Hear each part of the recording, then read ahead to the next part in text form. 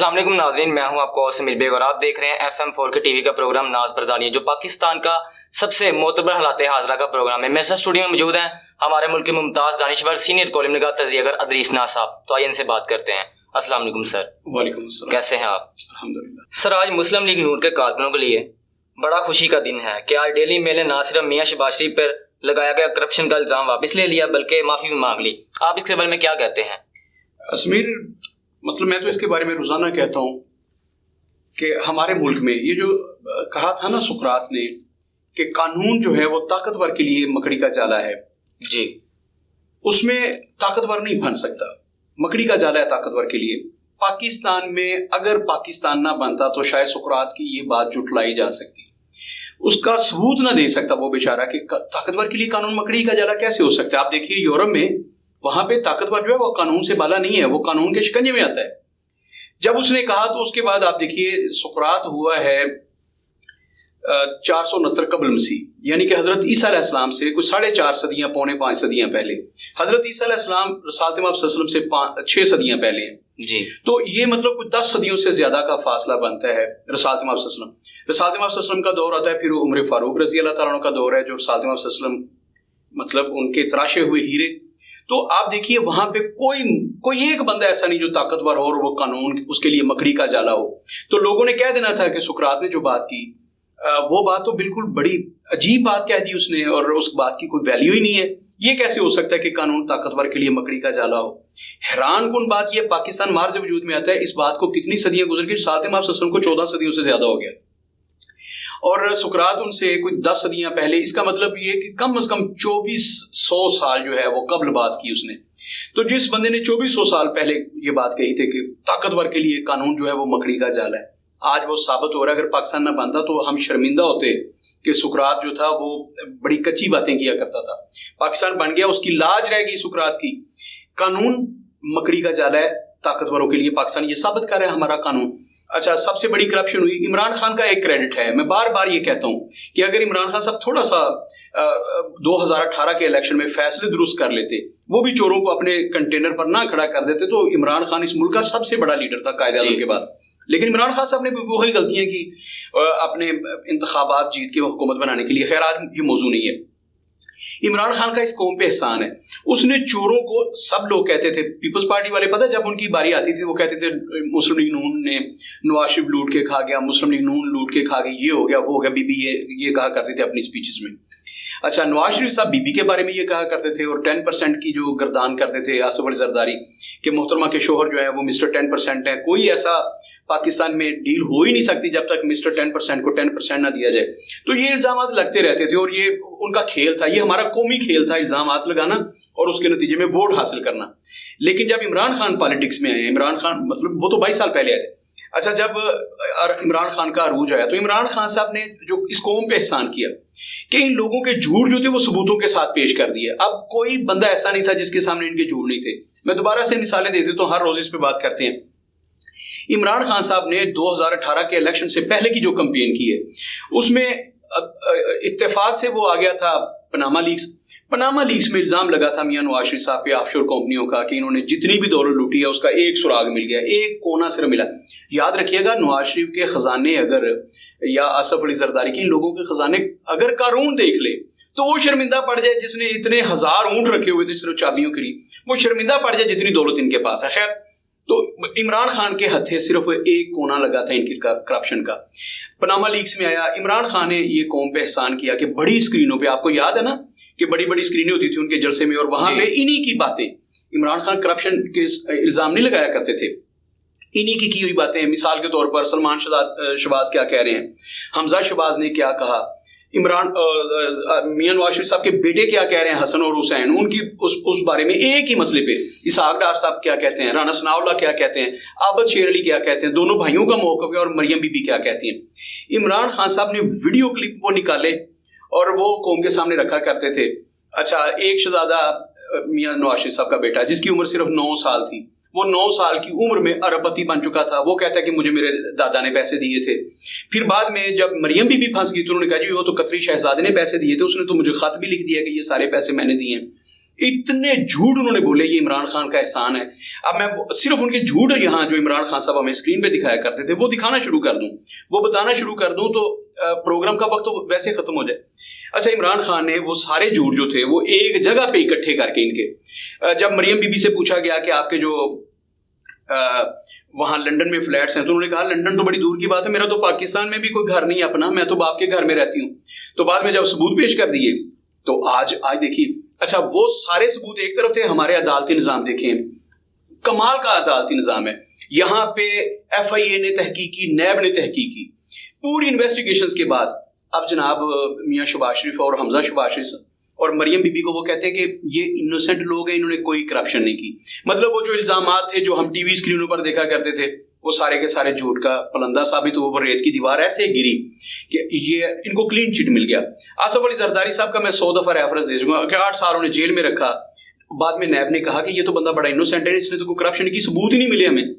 अच्छा, शहबाज शरीफ साहब जो उंगली लहरा के ये कहा करते थे ना, मेरे पे एक धेले की करप्शन कोई साबित कर दे, मैं अपना नाम बदल दूंगा, बाप की बल्दियत बदल दूंगा और मैं सियासत छोड़ दूंगा, ये जो कहा करते थे, खुदा की कसम वो ठीक कहा करते हैं। उन पे कोई एक पैनी की, एक धेले की करप्शन साबित नहीं कर सकता। अब उन पे करप्शन क्या थी, ये जो इल्जाम था डेली मेल का वो ये था कि शहबाज शरीफ साहब ने ये जो हाल ही में हम पे आफत आई आसमान से इतना पानी बरसा कि हम लोग अपने घरों में, सारा शुमाली पंजाब डूब गया, उसमें सिंध और बलोचिस्तान की जो सूरत हाल थी आपके सामने थी। सैलाब की तबाहकारियों ने हमारे आधे से ज्यादा हिस्से को मुतासिर किया और उसमें से कम अज कम 20% ऐसे लोग थे जो बराह रास्त मुतासिर हुए। वो अपने घरों में नहीं रह सकते थे बेचारे, उनके घर बह गए। अच्छा, वहां पे जो कौम ने और आलमी सतह पर जो इमदाद मिली, डेली मेल ने यह कहा था कि शहबाज शरीफ साहब ने उसमें करप्शन किया है, वो लोगों तक पहुंचे नहीं पैसे। अच्छा, ये इल्जाम लगाया, उसके बाद मुकदमा शुरू हुआ और सारा आज उसका क्लाइमेक्स हो गया। अब आज उसका वाइंड अप है जिसकी आप खुशखबरी दे रहे हैं मुस्लिम लीग के कारकुनों को कि एक वो धेले की करप्शन साबित नहीं हो सकी मियां शहबाज शरीफ साहब पर, उन्हें अपना इल्जाम वापस लेना पड़ा। यार इनके हाथ कितने, उसने कहा था ना, my hands are guilty but my heart is free, कि अगरचे मेरे हाथ लिथड़े हुए लेकिन मेरा दिल साफ है। लेकिन यहां तो यार ये बात भी नहीं की जा सकती, इनके तो हाथ भी साफ है और उनका दिल भी साफ है। तो ये बड़े फख्र की बात है कि पाकिस्तानी इतने बड़े चोर हैं और इतने साफ शफाफ चोर हैं। ये इल्जामात ये खुरा नहीं छोड़ते अल्लाह के फजलो करम से, इन तक कोई पहुंच नहीं पाता। इसलिए शहबाज शरीफ ने बड़े वसूख से कहा था, जो लोग अपने सारे के सारे सबूत जलाने के लिए, एक फाइल जलाने के लिए जो पूरी बिल्डिंग को आग लगवा देते हैं, यार वो कितने बड़े लोग हैं। यहां पर आपको पता है ना कि रातों रात जब उस्मान बुज़दार साहब गए हैं तो पता है आपको, रातों रात वो पूरे के पूरे ट्रक चले गए थे पलंदों के सबूतों के, वो साथ ले गए थे, कंप्यूटर साथ चले गए थे उनके। तो ये सारी चीजें होती हैं पाकिस्तान में। शहबाज शरीफ साहब पर जब भी इनके बेटों पर, इनके दामाद पर इल्जाम लगते थे, पूरी की पूरी बिल्डिंग जल जाती थी। तो इन पे कैसे करप्शन साबित हो सकती है? ये है वो कानून मकड़ी का जाला जो ताकतवरों के लिए कुछ भी नहीं है। ताकतवर उसमें से ऐसे निकल जाता है जैसे यूं समझ ले कि घास फूस को रोंता हुआ हाथी निकल जाता है। ये है इस मुल्क में। इमरान खान का सारा स्टैंड जो था वो था इन लोगों की करप्शन पे। अब जैसे जैसे मिसाल के तौर पर मैंने परसों तरसों के प्रोग्राम में जिक्र किया था कि मियां शहबाज शरीफ साहब के जो छोटे साहबजादे हैं, बड़े साहबजादे जो हैं, उनको तो करप्शन फ्री करार दे दिया गया ना, कि उन पे करप्शन के इल्जामात साबित नहीं हो सके हमजा साहब पर जी।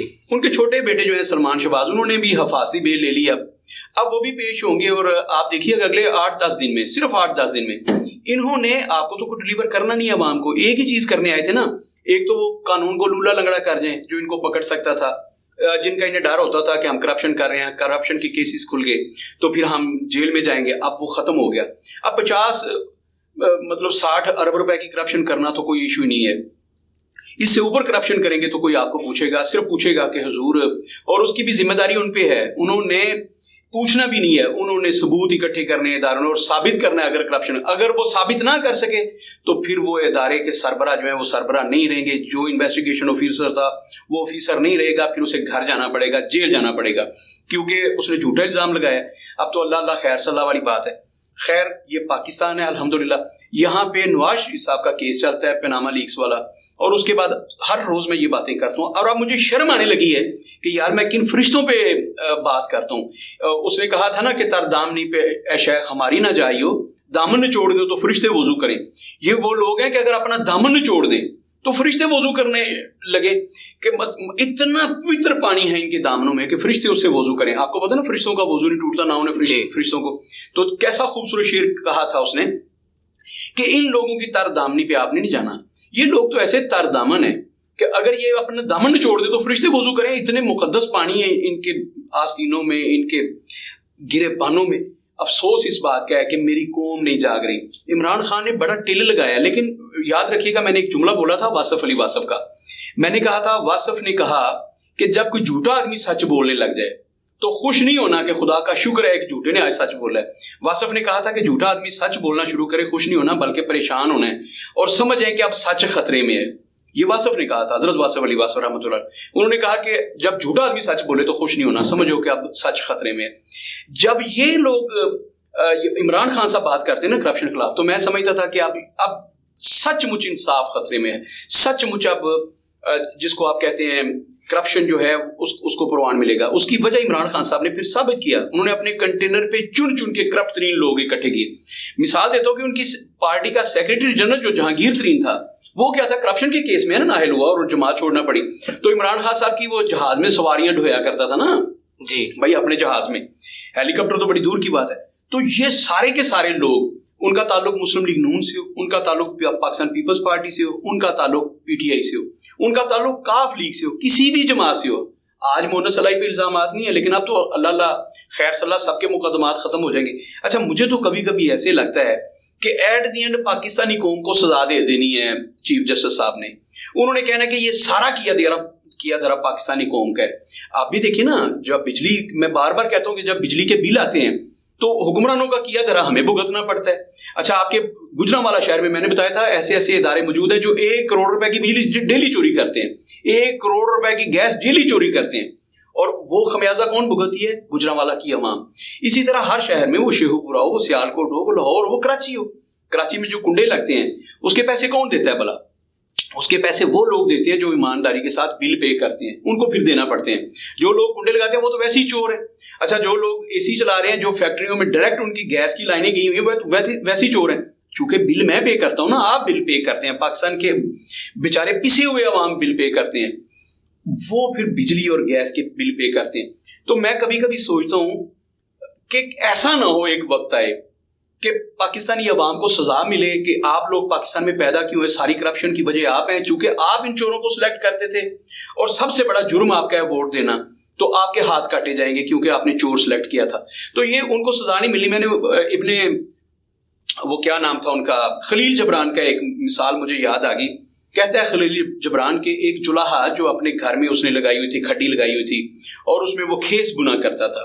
कहते हैं कि रात का अंधेरा था, उसको पता ना आपको, वो खड्डी होती थी पुराने वक्त की, उसमें सुलाखें लगी होती थी, जैसा भी होता था। तो कहते हैं कि उसके अंगरखा जो लगा हुआ था, कहता है कि रात के वक्त, अंधेरी रात थी, दिया नहीं जल रहा था और चांद भी नहीं चमक रहा था, तो एक चोर ने एक जुलाहे के घर में छलांग लगाई। ये हमें बता रहा है खलील जबरान। कहते हैं एक चोर उसके जुलाहे के घर घुस गया, तो अंधेरा था, वो देख ना सका। जब वो अंगरखे के पास पहुंचा तो अंगरखा उसकी आंख में लग गया, उसकी सूल उसकी आंख में लगी, उसकी आंख जाया हो गई। तो वो सुबह जैसे तैसे वो काजी के पास पहुंचा, उसने जाके कहा, महाराज दुहाई है, मेरे साथ बड़ा जुल्म हुआ है। काजी ने पूछा, तुम्हारे साथ क्या हुआ? कहा, देखिए मैं एक पेशावर चोर हूं और मैं मोअज़्ज़ज़ चोर हूं जनाब, मैं कोई एवं जैसा चोर नहीं है, गया गुजरा चोर नहीं, मैं तो बड़ा मोअज़्ज़ज़ चोर हूं। तो आज मैं रात एक जुलाहे के घर घुसा हूं, उसके घर गया हूं, तो मैंने चोरी करने की नीयत से गया। जब मैं उसके घर गया तो उसने कोई दिया नहीं जलाया हुआ था। कितने जुल्म की बात है कि चोरों के लिए कोई सहूलत ही नहीं है। कितना जुल्म किया उसने, और मेरा पांव फिसला है और मैं अंगरखे में टकराया हूं, मेरी आंख फूट गई है, मेरी आंख जाया हो गई है, मैं तो देख नहीं सकता, और मेरा काम तो दोनों आंखों से हो सकता है, चोरी एक आंख से हो। काजी साहब मुझे इंसाफ चाहिए, जनाब चीफ जस्टिस साहब मुझे इंसाफ। उसने ऐसी दुहाई दी। जस्टिस साहब गुस्से में आ गए, काजी साहब, उन्होंने कहा फौरन जुलाहे को तलब किया जाए। जैसे नहीं हमारे इफ्तिखार चौधरी साहब किया करते थे, साकिब निसार साहब किया करते थे कि अभी पेश किया जाए चीफ सेक्रेटरी को, अभी पेश किया जाए आईजी को, ऐसे करते थे जैसे उन्होंने शाम तक उसे कच्चा चुबा के खा जाना। खैर उसी वक्त जुलाहा पेश हुआ काजी साहब की अदालत में। उसने कहा, हजूर हुक्म। उसने कहा कि तुम्हारे घर रात एक मुअज़्ज़ज़ चोर घुसा था तुम्हारे घर चोरी करने के लिए, तुम कैसे बदबख्त इंसान हो, तुम एक दिया नहीं जला सकते थे, तुमने दिया क्यों नहीं जलाया था? उस चोर को चोट लगी है, उसकी आंख जाया हो गई है, तो अब तुम्हारी आंख निकाली जाएगी। इस तरह से इंसाफ के तकाजे पूरे होंगे। ये खलील जबरान लिख रहा है आपने तो वो कहता है, काजी कहता है कि तुम्हारी आंख निकाली जाएगी, तुमने इस चोर के लिए सहूलतें क्यों नहीं पैदा की थी। तो वो जुलाहा जो है वो हाथ जोड़ के खड़ा हो जाता है, कहता है काजी साहब मुझे आपके इंसाफ पे कोई एतराज नहीं है, अलीजा आप तो कमाल का इंसाफ करते हैं, आपने जब भी इंसाफ किया गजब कर दिया। तो काजी साहब लेकिन मेरी एक दरख्वास्त है। उसने कहा, जान की अमान पाते हुए अर्ज करो क्या चाहते हो तुम। उसने कहा, हुजूर मैं चूंकि बड़ा बारीक काम है, धागे का काम है मेरा, धागे से मैंने खेस बुनने होते हैं और धागा बहुत बारीक होता है, अगर आप मेरी एक आंख निकाल देंगे, कसास तो यही है ना आपका कि चूंकि चोर की एक आंख निकली आप मेरी एक आंख निकालेंगे आपके इंसाफ के तकाजे पूरे करने के लिए। तो उसने कहा, हुजूर मैं कौन होता हूँ इंसाफ की राह में रुकावट बनने वाला, लेकिन हुजूर जुलाहा हूं, खेस बुनता हूं, बड़ा बारीक धागा होता है, तो जब तक दोनों आंखें काम ना करती हूं तो मैं खेस नहीं बुन सकूंगा, हुजूर मेरा रोजगार खत्म हो जाएगा। तो जज ने कहा, हमने तो इंसाफ करना है और अभी के अभी करना है। उसने कहा, हुजूर फिर मेरा जो पड़ोसी है उसका काम जो है ना वो एक आंख से हो सकता है, वो जो मेहनत मजदूरी करता है, उसको दो आंखों की जरूरत नहीं, आप ऐसा करें उसकी एक आंख निकाल दें। काजी साहब की बात समझ में आ गई, बिल्कुल ठीक है, उन्होंने फौरी तौर पर हुक्म दिया, उन्होंने कहा जाओ इसके पड़ोसी को लेके आओ। उसके पड़ोसी को अदालत में पेश कर दिया गया। जज साहब ने कहा कि अभी जब तक ये अदालत बर्खास्त नहीं होती इसके पड़ोसी की एक आंख फोड़ दी जाए ताकि हम इंसाफ के तकाजे पूरे हों, हम चैन से सो सकें कि हमने इंसाफ के तकाजे पूरे किए। जुलाहे के पड़ोसी की आंख फोड़ दी गई और जज साहब ने चोर से पूछा, अब तुम्हें कोई शिकायत तो नहीं है, हमारे अदल पे तुम इतराज तो नहीं कर सकते, देखो हमने इंसाफ के तकाजे पूरे किए। खलील जबरान लिखता है, यूं जज साहब ने, काजी साहब ने इंसाफ के तकाजे पूरे कर दिए और उसके पड़ोसी की आंख फोड़ दी, चोर को इंसाफ मिल गया। मैं सोचता हूँ खलील जबरान का ये जो अफसाना नुमा एक हकायत है हमारे इबरत के लिए जो उसने खलील जबरान, मैं कहता हूँ पाकिस्तान में ऐसा ना हो जैसे मैंने मिसाल दी ना कि उसने कहा था कि कानून जो है वो ताकतवर के लिए मकड़ी का जाला है, मुझे ऐसे लगता है जैसे खलील जबरान का ये कहा हुआ हमारे पल्ले ना पड़ जाए और यहाँ ऐसा ना हो कि चोर चोरी करने जाए और उसकी आंख फूट जाए तो जुलाहे की बजाय उसके पड़ोसी को सजा दी जाए कि तुम्हारी दो आंखें और तुम्हारा काम एक आंख से चल सकता है। यहां पे हो रहा है, आप देखिए ना, जो मैंने मिसाल दी है कि चोरी करता है एक बिजनेसमैन जिसकी फर्नेस चल रही है, जिसकी बड़ी फाउंड्री चल रही है, वो चोरी करता है गैस की और बिल में और आप पे कर रहे हैं। क्या मैं गलत कह रहा हूं कि यहाँ खलील जबरान ने जो कहा था वो यहाँ पाकिस्तान में ऐसा हो रहा है? याद रखिएगा, जो दुनिया के बड़े इंटेलेक्चुअल होते हैं उनकी कोई बात फजूल नहीं होती। अच्छा, जब मैंने बचपन में ये पढ़ा था, जब मैं फर्स्ट ईयर सेकंड ईयर में, जब खलील जबरान, मैं कहता था यार खलील जबरान ने कैसे ये लिख दिया है, कैसा बकवास और चवलपुना है कि खलील जबरान ने इसे लिटरेचर कहते हैं, ये अदब है, ये खलील जबरान ने क्या लिखा है। लेकिन जैसे जैसे शऊर की पुख्तगी आती गई, जैसे जैसे मैं अपने हुक्मरानों को देखता गया, अंदाजा हुआ कि वो खलील जबरान ने जो लिखा था बिल्कुल ठीक लिखा था। बाबा उसने अपने मुआशरे के लिए नहीं, ये तो पाकिस्तान के लिए लिखा था। यहां पे चोर की आंख फूटती है तो चोर को सजा नहीं मिलती, उसको ये नहीं पूछा जाता कि तुम चोरी करने गए क्यों थे, वो तो एक मोअज़्ज़ज़ पेशावर चोर है, उससे नहीं पूछा जाता। उससे पूछा जाता है जिसके घर चोरी करने गया था कि उसने अपने घर में रोशनी का इंतजाम क्यों नहीं किया ताकि चोर को सोलो। तो यहां पाकिस्तानी अवाम से पूछा जाएगा कि तुम लोग पैसे बैंकों में क्यों रखते थे, तुम लोग पैसे चोरों के पास क्यों नहीं रखवा देते थे। तो कभी कभी मैं सोचता हूं कि किस मुल्क में पैदा हो गए हम, और मैं कभी कभी सोचता हूं कि ये पाकिस्तानी अवाम का शऊर कब बेदार होगा, पाकिस्तान के अवाम को कब पता चलेगा। इनके पास एक रिपोर्ट आ गई, डेली मेल ने आज माफी मांग ली, क्योंकि उनके पास सबूत ही नहीं थे, वो सबूत पेश नहीं कर सके। और मैंने बताया कि ऐसे चोर हैं जो खुरा नहीं छोड़ते अल्लाह के फजलो करम से। अच्छा, आपके सामने चोरी करके ले जाए, वो मुझे याद आ गई फिल्म हीर रांझा, उसमें एक बड़ा खूबसूरत जुमला था, उसमें कैदो है ना अजमल खान साहब हमारे कैदो बने थे, तो वो अपनी भाभी के साथ मुकालमा कर रहे हैं। तो इल्जाम था हीर पे और रांझे पे कि हीर रांझे का मुआशका चल रहा है। तो कैदो उनके घर बात लेके गया अपनी भाभी से और चूचक से अपने भाई से उसने बात की कि ये जो तुमने कामा रखा हुआ है ना, ये नौजवान लड़की है तुम्हारे घर में, खूबसूरत लड़की है, और जो तुमने कामा रख लिया इतना हट्टा कट्टा मस्टंडा, इतना खूबसूरत उच्चा लम्बा जवान पंजाबी, तो ये क्या कर रहे हो तुमने मतलब चूल्हे पे दूध रख दिया, ये कहा उसने। तो जो हीर की माँ थी उसने सफाइयाँ पेश की अपनी बेटी की, जैसे हमारे पंजाब की खवातीन करती हैं। तो उसने एक जुमला कहा था अजमल ने, यानी कि कैदों ने, उसने कहा था कि भाभी तुम्हें पता ही नहीं है, इस जैसे नौजवान होते हैं आंख में से सुरमा निकाल लेते हैं और पता नहीं चलता। तो बाबा आपके हुक्मरान, ये जो जुमला था ना फिल्म का कि ये ऐसे नौजवान जो है आंख में से सुरमा निकाल लेते हैं और पता नहीं चलने देते, आप देखिए जरा, कमाल नहीं हो गया कि शहबाज शरीफ साहब जैसे कमाल के चोर हैं, नवाज शरीफ साहब, जितने भी लोग हैं, असफ जरदारी साहब, इवन इमरान खान साहब, भाई तोशा खाना से मेरा कुछ लेना देना नहीं, मेरा गोगी की करप्शन से कोई लेना देना नहीं, मेरा बुजदार की करप्शन से कोई ताल्लुक नहीं है। लेकिन हैरान कुन बात नहीं है कि हमारी आंख से सुरमा निकाल के ले गए, और मजाल है हमें पता भी चला हो। हम आज भी नारे लगा रहे हैं कि एक दफा फिर शेर बल्ले ते मोरा ठका ठक, और कल भी भट्टो जिंदा था, आज भी भट्टो जिंदा है। मैं तो खुदा की कसम शर्म से पानी पानी होता हूँ जब अपने इर्द गिर्द देखता हूँ। जब मैंने ये रिपोर्ट देखी आज कि शहबाज शरीफ साहब को डेली मेल ने, अब मुमकिन है शहबाज शरीफ साहब को वो हरजाना भी अदा करें, या तो बात होगी ना, जिनकी डील होगी कि हम आपको बिल्कुल क्लीन चिट दे देते हैं, हम आपसे माजरत कर लेते हैं क्योंकि इंतखाबात आने वाले हैं और इदारों ने फैसला कर लिया है। आपको समझ आ रही है कि नुश्ता दीवार क्या है? ये एक अगली लाइन आपको ड्रॉ करके दे दिया इदारों ने। अच्छा, इमरान खान साहब टिल लगा रहे हैं ना कि मैंने दोबारा बरसर इक़्तिदार आना है। खान साहब कहाँ के भोले भाले आदमी हैं, आपको कुछ नजर नहीं आ रहा? अच्छा, मेरी ऐनक लेके आप देख लें।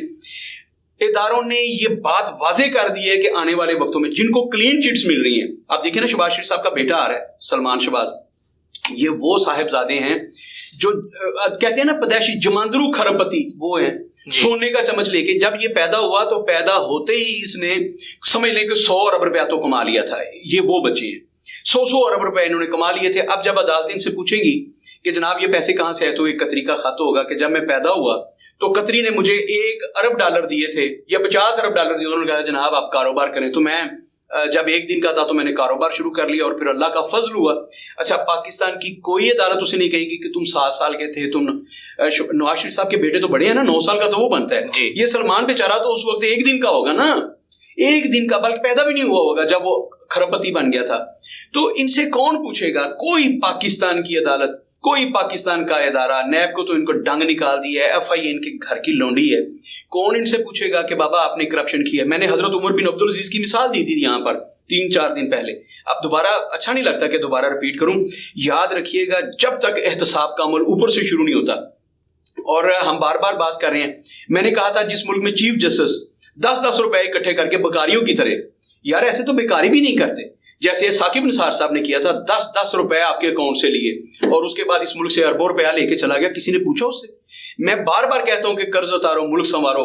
नवाज शरीफ साहब ने जो अरबों रुपए इकट्ठे किए थे वो कहां गए हैं यार? इस कौम को और ये घुघू घोड़े कब बेदार होंगे कि हमारे अरबों रुपए ये ले गए और डकार गए हैं, कोई पूछने वाला नहीं है। पाकिस्तान की आवाम कब जाग, याद रखिएगा, जब तक चौकीदार नहीं जागता। हम पाकिस्तान के चौकीदार है ना, पाकिस्तान के अवाम जो है, हम सिर्फ गुगू घोड़े, हम वोट देने के लिए पैदा हुए हैं, हम सिर्फ आवे आवे और जावे जावे के नारे लगाने के लिए पैदा हुए हैं, हम ढोल की थाप पे रक्स करने के लिए पैदा हुए हैं, हम इनके गुलाम दर गुलाम पैदा करने के लिए पैदा हुए हैं। अच्छा, मेरा बाप मुस्लिम लीगी था तो मैंने भी मुस्लिम लीगी होना है। अगर किसी का बाप पीपल्स पार्टी में था तो उसने पीपल्स पार्टी का पैदा होना है। यार ये सोच कब बदलेगी? कब मुझ में शऊर आएगा और मैं समझूंगा कि मुझ पर जो मुसल्लत किए गए, मेरे मुल्क पे जो मुसल्लत हुक्मरान किए गए, वो सब के सब चोर हैं, इस मुल्क को लूट रहे हैं। समीर, मैं हर रोज, मैंने कहा था कि मैं तो जिंदगी के कान में अब अजान दे रहा हूं, मैं हर रोज अजान देता रहूंगा। कोई उस पर लब्बैक कहे या ना कहे, वो मस्जिद में आए या ना आए, लेकिन मेरा काम अजान देना है। डेली मेल की रिपोर्ट आई है, उन्होंने माफी मांगी है। खुदा की कसम मेरा दिल दुखा है, मेरा दिल टूटा है। ये इतने ताकतवर लोग हैं, इनकी करप्शन में पूरी दुनिया में कहीं सबूत नहीं है। और बाबा आपके अखबार तो ये सारे करते थे, आपके टीवी चैनल तो ये करते थे, ब्लैकमेल हो जाते थे। आप देखिए ना कि कैसी ट्यूनिंग की है इन्होंने ARY की। वो ARY सबसे ज्यादा खिलाफ बोला करता था ना हुकूमत के। इमरान खान साहब जैसे ही उनकी हुकूमत गई है, ARY की आंखें खुल गई, उन्हें पता चल गया कि करप्शन तो इमरान खान ने की है। अब वो लोग, अरशाद भट्टी जैसे लोग जो दिन रात लगे होते थे मुस्लिम लीग नून की करप्शन साबित करने पर, आज वो इमरान खान को और उसके हवारियों को, मैं तो कभी डिफेंड नहीं किया मैंने इमरान खान और उसके हवारियों को, मैं कहता हूं उन्होंने करप्शन की है, लेकिन वो इरशाद भट्टी जैसे लोग, बाबा उन्हें समझ नहीं आ गई। अरशद शरीफ को अल्लाह बहिश्त नसीब करे, उसकी आज भी मैं वीडियो देख रहा था जब उसने इमरान खान की करप्शन की बात की थी, मेरे पास वीडियो मौजूद है। तो यार मैं सोचता हूं इन लोगों का कोई ज़मीर नहीं होता, ये क्या करते हैं? हमारे यहां तो होता था ना पैसे की चमक, 4 दिन नहीं निकाल सका था ARY जब उसे बंद किया पैमरा ने, तो उसने घुटने टेक दिए और उन्होंने हुकूमत की मददसराई शुरू कर दी। उन्होंने कहना शुरू कर दिया था कि इमरान खान करप्ट और चोर है। तो याद रखिएगा, अपने चैनल जो हैं वो तो ये करते हैं सारा कुछ, लेकिन मुझे हैरत हुई है डेली मेल पे, याद रखिएगा वो इदारे हमें इल्जाम नहीं लगाते, लेकिन उन्होंने इल्जाम लगाया और फिर आज उनकी जो पसपाई है, इससे मेरा दिल दुख है। मैं समझता हूं कि पाकिस्तान के जो हुक्मरान है, ये दुनिया के सबसे ताकतवर हुक्मरान है। अमेरिकी सदर इतना ताकतवर नहीं है, ये झूठ बोलते हैं कि ताकतवर। अब ताकतवर अफराद की फहरिस्त दोबारा बननी चाहिए। आपको पता है ना, ताकतवर तरीन अफराद की फहरिस्त बनती है जी। और अमेरिकी सदर पहले नंबर पे होता है। मैं इन्हें कहूंगा, शर्म करें यार, करप्शन पे भी हमारा एक नंबर है, तो ताकतवर तरीन शख्सियात में भी हमारा एक नंबर लगा दें। पाकिस्तान के हुक्मरानों से ज्यादा ताकतवर है कोई दुनिया में कि हम जहां जी चाहे करप्शन करें? कोई अल्लाह के फजल करम से साबित नहीं कर सकता, बल्कि आपको माफी मांगना पड़ती है बाद में। तो हम पाकिस्तानी जो हैं, ये ताकतवर तरीन लोग हैं। पाकिस्तान के जो 25 करोड़ अवाम है, ये भी ताकतवर तरीन लोग हैं। इतने मजबूत असाब है इनके कि सारे चोरों को अपने इन्होंने पीठ पे बिठाया हुआ है, और मजे की बात, वही चोर इनकी जेब काट रहे हैं। और अल्लाह के फजल करम से हम नारे लगा रहे हैं, एक बारी फेर शेर, एक बारी फेर फलां फलां फलां। समीर, इस मुल्क में कुछ होने वाला नहीं है, कोई तब्दीली आने वाली नहीं है। और मैं जब जब सोचता हूँ और शर्मिंदा होता हूँ, परेशान होता हूँ। मैं कोई मिसाल नहीं दे सकता कि पाकिस्तान की कोई एक एग्जाम्पल हो, किसी एक इदारे की एग्जाम्पल हो कि हम वहां पे फख्र से पेश कर सकें। पाकिस्तान का पासपोर्ट जो है, ये बदतरीन जो पासपोर्ट है दुनिया की, उनमें चौथे नंबर पे ये है। आप अंदाजा कायम करें ना। अभी मुझे असद मजीद साहब तशरीफ लाए और वो मुझे बता रहे थे जी कि आज जो नई रैंकिंग हुई है उसमें करप्शन पे पाकिस्तान कहाँ खड़ा है। मैंने कहा यार, ये जो बातें हैं ना असद भट्ट साहब, ये बातें पाकिस्तानियों को अजबर हो चुकी हैं। सोशल मीडिया के आने के बाद एक एक बच्चे तक ये बात पहुंच गई है कि हम करप्शन में किस नंबर पर हैं।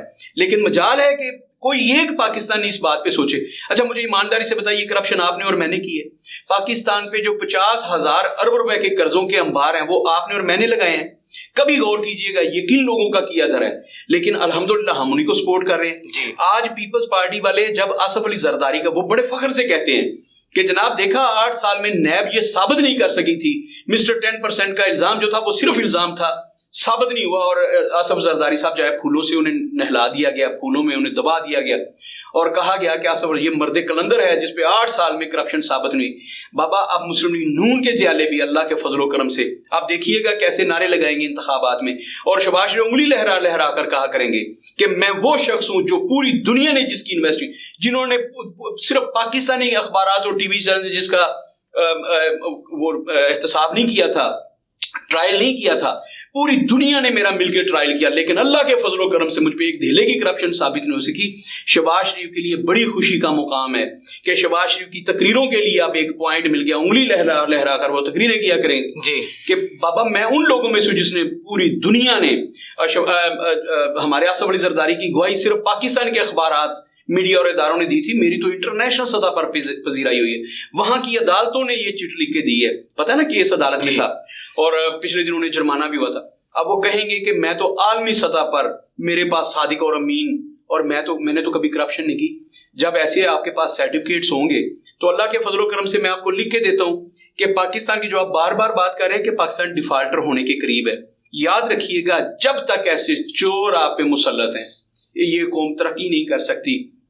ये बात लिख लें, ये कौम तरक्की नहीं कर सकती, ये कौम अपने पैरों पे खड़ी नहीं हो सकती, क्योंकि ये बेशऊर लोग हैं। और आखिर में वो मिसाल सुना दूं कि जब जंगल का बादशाह शेर बूढ़ा हो गया, ये मिसालें जो कहानियां होती है ना, ये सिर्फ लिखने के लिए नहीं होती, मजमून लिख के 10 नंबर ले लें, 10 में से 8 ले लें, नो नो नो, ये आपको कुछ सबक देने के लिए होती है जो हमने लिया नहीं कभी। तो वो जंगल का बादशाह बूढ़ा हो गया, शेर वो शिकार करने के काबिल नहीं था, तो उसने, पता है ना, वो लोमड़ी से फिर कहा था, उसने कहा कि अगर तुम गधे को किसी तरीके से मेरे पास ले आओ ना, मैं तो अपनी खजार से बाहर जा नहीं सकता, इस गार से बाहर नहीं जा सकता, तो उसे अगर घेर गार के यहाँ ले आओ तो यहाँ मैं उसे वापस नहीं जाने दूंगा, फिर मैं इंशाल्लाह उसका गोश्त खा लूंगा जी। तो लोमड़ी किसी तरीके से उसके पास गई और उसने कहा कि बादशाह तुम्हें पता है बहुत बीमार है। उसने कहा हाँ शदीद बीमार है। बादशाह गधे ने कहा, उसने कहा तो बादशाह अपना जानशीन बनाना चाहता है, और चूंकि जंगल में सबसे ज़हीन तुम हो। अब गधा तो खुशी से फूले ना समाया कि मुझे ज़हीन कहा जा रहा है। उसने कहा सबसे ताकतवर तुम हो। अब गधा और चौड़ा हुआ कि मैं सबसे ताकतवर। उसने कहा हाथी तो है, मेरे नाम का ताकतवर है, तुम हो, और सबसे ज़हीन तुम हो। जब लोमड़ी कह रही थी कि सबसे ज़हीन तुम हो, तो उसने, गधे ने कहा बस ये तो कसरे नफसी से काम है। उसने कहा ये तो तुम्हारा बड़ापन है। उसने कहा बादशाह सलामत तुम्हें अपना जानशीन मुकर्रर करना चाहता है, तो आओ बादशाह के पास। वो उसे घेर गार के बादशाह के पास ले गई। शेर ने एक झपटा मारा जब, तो गधे का कान उसके हाथ में आ गया। गधा अपना कान उसके हाथ में छोड़ के भाग निकला। जब वो बाहर चला गया तो उसने कहा बादशाह सलामत आप कुछ भी नहीं कर पाए, आपसे एक गधा नहीं पकड़ा गया, इतने बूढ़े हो गए। उसने कहा दोबारा लेके आओ ना। तो फिर बात है, वो फिर उसके पास गई। उसने कहा कि हुआ क्या था तुम्हें? उसने कहा तुमने तो चवल मारी है, मेरे साथ जुल्म किया है, शेर के गार में ले गई थी मुझे, उसकी खजार में, उसके घर में ले, मुझे मरवाना था, मुझे तो पहले शुबा था। उसने कहा वो तुम्हारे कान में तो बात करना चाहता था और तुम्हें समझ नहीं इस बात को। उसने अच्छा कान में बात करना चाहता, वो गधा था, फिर उसके साथ चल पड़ा। तो फिर बादशाह सलामत ने जब उसका गोश्त खाया तो उसकी खोपड़ी जो थी उसमें से भेजा, उसका दिमाग जो था वो लूमड़ी खा गई कहानी के मुताबिक। बादशाह जब उसका सारा गोश्त खाने के बाद उसकी खोपड़ी की तरफ मुतवज्जो हुआ तो खोपड़ी में दिमाग नहीं था। तो उसने कहा इसका दिमाग किधर है? उसे शुबा पड़ा कि लूमड़ी खा गई है। तो उसने कहा बादशाह सलामत इसका दिमाग था ही नहीं। उसने कहा ये कैसे हो सकता है कि इसका दिमाग? उसने कहा दिमाग होता तो ये दोबारा तुम्हारे पास आ जाता। तो वाहद गधे की मिसाल, खुदा की कसम वो गधा हमसे ज्यादा सियाना था, वो तो सिर्फ दूसरी दफा गया ना। अल्लाह के फजल करम से हम ऐसे गधे हैं कि पिछले 75 साल से कभी हमारा कान खींच लेता है शेर, कभी हमारी आंख खींच लेता है, कभी हमारा बाजू नोच लेता है, लेकिन अल्लाह के फजल करम से हम बार बार उसकी खुजार में जाते हैं कि इस दफा सब खैर करेगा, उसने हमें जानशीन बना लेना है। जब तक पाकिस्तानी कौम गधे से बदतर सोच के हामिल है, मुल्क तरक्की नहीं कर सकता। ये बात लिखने के काबिल है। जी सर, बहुत शुक्रिया। अपने मेजबान समीर भाई को इजाजत दीजिए। अल्लाह हाफिज।